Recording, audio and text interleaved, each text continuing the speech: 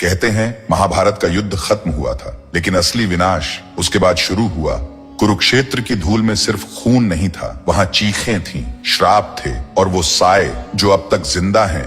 18 दिन का युद्ध खत्म हुआ था। कौरव मारे गए, पांडव जीते, पर जीत की कोई खुशी नहीं थी। कुरुक्षेत्र का मैदान लाशों से भरा पड़ा था। चारों ओर कटे हुए सिर, टूटे हुए बाण, सड़ती हुई लाशें और रोती हुई हवाएं।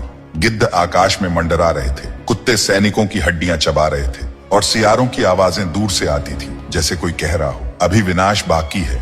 हस्तिनापुर में जब युधिष्ठिर को राजा बनाया गया तो उन्होंने सिर झुकाकर कहा, मैं राजा नहीं बना, मैं तो बस एक लाशों के ढेर का उत्तराधिकारी हूँ। उन्हें रात में नींद नहीं आती थी। हर रात उन्हें अभिमन्यु की चीखें सुनाई देती। द्रौपदी की आंखें हर बार दुशासन के खून से भीगी दिखाई देती।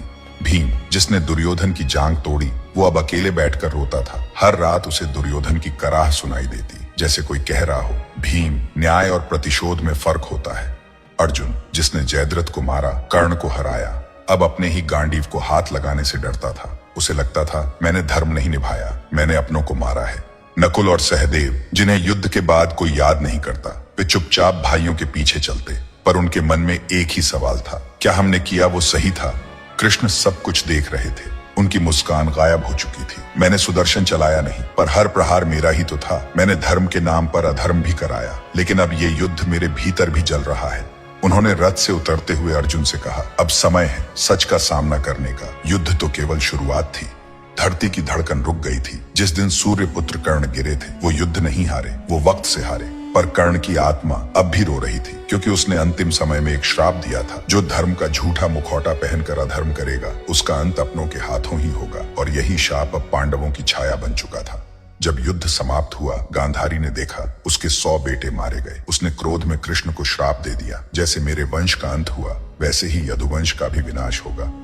हे वासुदेव, तुम्हारा पूरा कुल नष्ट हो जाएगा और तुम्हारी मृत्यु भी अज्ञात और अपमानजनक होगी। कृष्ण ने कुछ नहीं कहा, सिर्फ आकाश की ओर देखा और उसकी आंख से एक आंसू बह निकला। श्राप लग चुका था। अब समय की उल्टी गिनती शुरू हो चुकी थी। कुछ ब्राह्मणों ने बताया कि अब कुरुक्षेत्र में रात को अजीब आवाजें आने लगी थी। रथ के पहिए खुद ब खुद घूमते थे। कर्ण की कराह हर तीसरी रात सुनाई देती थी। कर्ण की मां राधा रोज सपने में जलता हुआ बेटा देखती थी। कोई रथ चलाए बिना चल पड़ता और कोई आवाज कानों में कहती, युद्ध अभी खत्म नहीं हुआ। कई महर्षियों ने बताया, महाभारत एक युद्ध नहीं था, वो तो बस एक द्वार था। अब जो समय आ रहा है वो है कलयुग का, और उसका जन्म हुआ है कुरुक्षेत्र की इसी राख से।